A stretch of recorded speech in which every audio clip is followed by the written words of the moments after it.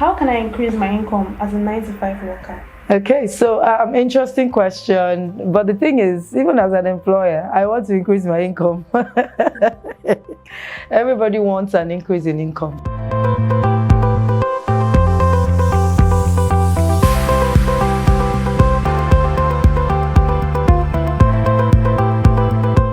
Hey there, welcome to another episode of Answering Your Money Questions.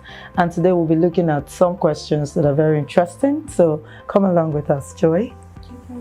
So the first question here says, can I invest while in debt?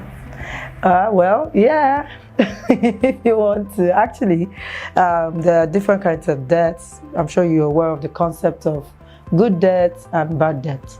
So when you say, can I invest while in debt, I'm just going to assume you're talking about lifestyle debt, which we tag as bad debt, right? So as it is, you're already overwhelmed. First of all, let's talk about why you got into debt in the first place. It's because you didn't have savings, so there was a need, and then the only option was to borrow.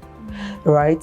You weren't a planner. If you were a planner, you would have prepared for your emergencies. So comparison, maybe my friend, Joy is looking all glowy and nice.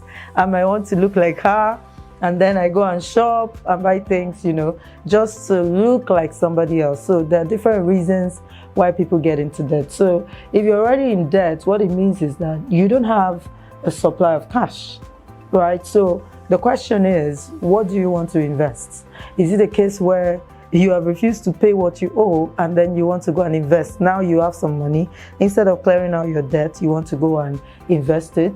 If that's the case, our advice would be, don't do it. Pay down your debt.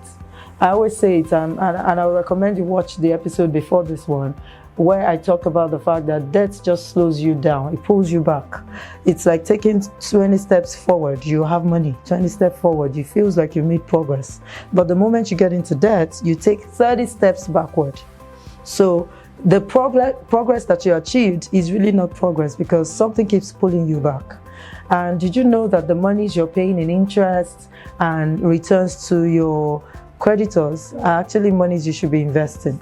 So first of all, get out of debt before you invest. Now, I recommend that you save while in debt, because the reason you got into debt in the first place is that you didn't have savings. So keep building up a little savings, and then put the chunk of your income towards debt repayment until you come out, and then you can now start saving and investing at the same time. So that's what I recommend. Thank you very much. I've actually learned from this one. Are you in debt? No. I can actually advise someone as well. All right, that's good. Okay, so the second question here says, this question is I think it's for every 9 to 5 worker. Everybody's interested in this. Okay. How can I increase my income as a 9 to 5 worker? Okay, so interesting question. But the thing is, even as an employer, I want to increase my income.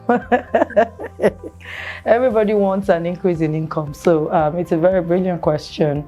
Now, the first thing I always recommend, if you read my book or follow any of my teachings, is that you should, first of all, add more value. Because the truth of the matter is, how does money come? Now, when you got your job, I didn't pay you the first time, the day you resumed. I paid you your first salary 30 days after you resumed. Why? Because money is a result of something called work.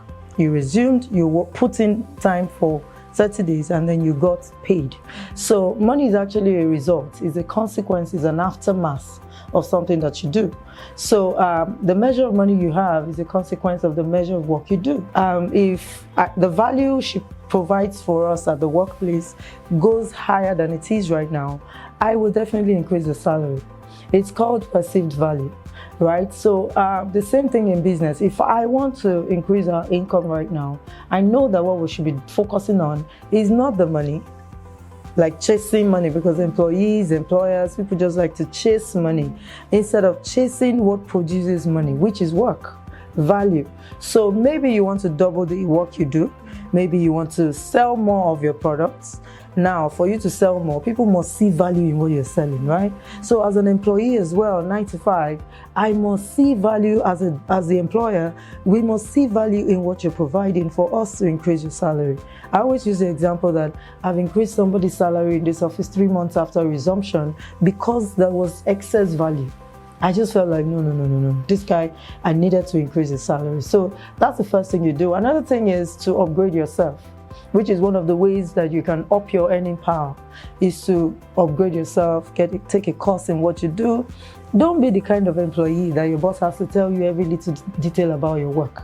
Why? They hired you for that role. You should be the one telling her what to do, or him. You should be the one saying, no, sir, this is the industry standard. I just took this certification and we can actually apply for this. You should be ahead of your boss because that's your core, it's your field. So don't be the type that you work and they are telling you how to do your work. No, research, learn on your own. And the training doesn't have to be within the four walls of a classroom. It could be on your computer at work when you have a free time.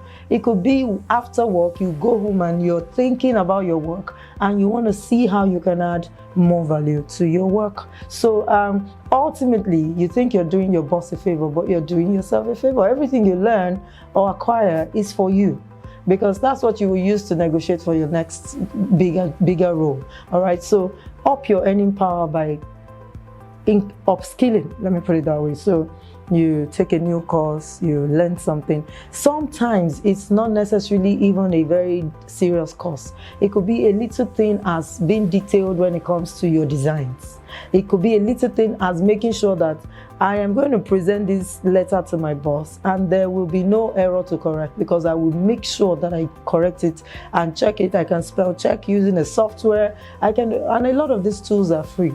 So don't be the kind of employee that they're always correcting your work back and forth and back and forth. That way, your value does not go up in the eyes of your boss. That's the truth. You are not helping them solve a problem. And then, of course, number 3 is look for opportunities. You have to look for opportunities. The truth of the matter is, I have always said it, you can't be on the receiving end of inflation and expect to create wealth. You can't. You cannot be on the receiving end. What do I mean? Increase in school fees, you are the one with the child who is paying the increment. Increase in fuel, you are the one with the car who needs to buy the fuel at a more expensive rate. When the thing changed, business owners adjusted their prices with market realities. So, but you are an employee who just earns from one source. Your boss hasn't increased your salary. It is the same income month on month, but your cost of living has gone up. So every time you earn an income, it flows out to other people. Your child's school, your food woman, your clothes person, the hair, the salon. So can you create a structure that allows you as well to earn something from other people's money? If it is possible, then you need to go for that. Sometimes we don't have the time to do business, but you can partner. You can put your money into something with someone who has more time. There are a lot of people are around you. Identify people. They don't have work yet. Can you invest through them some sort of thing that other people can start paying you? Because when you're all on the receiving end, you will always feel the impact. It will be literally impossible. You'll be looking for multiple sources of income, which is true, but how do you create it? So everything is up, but your income is the same. They are definitely going to struggle. So you need to create opportunities or look for opportunities to grow your income. So I mentioned how you can do it on your job by being more valuable, how you can do it on your job by upskilling, and then finally is to seek out opportunities where you are not on the receiving end alone. It's not going to work. That's the truth. If everybody can adjust their price, can you adjust your salary? You can't. So you really need to seek out new opportunities to make income. Oh, thank you so much, Ma. That was actually very interesting and practical. All right, so we've come to the end of today's questions, and we want you to like this show. We want you to make a comment. We want you to subscribe to our channel and then send us your questions. The reason we're taking questions is because we want to bring out content that relates to real life circumstances that people are going through. It just feels more real than to be speaking over your heads. So please send in your questions and we'll keep answering them. So bye for now.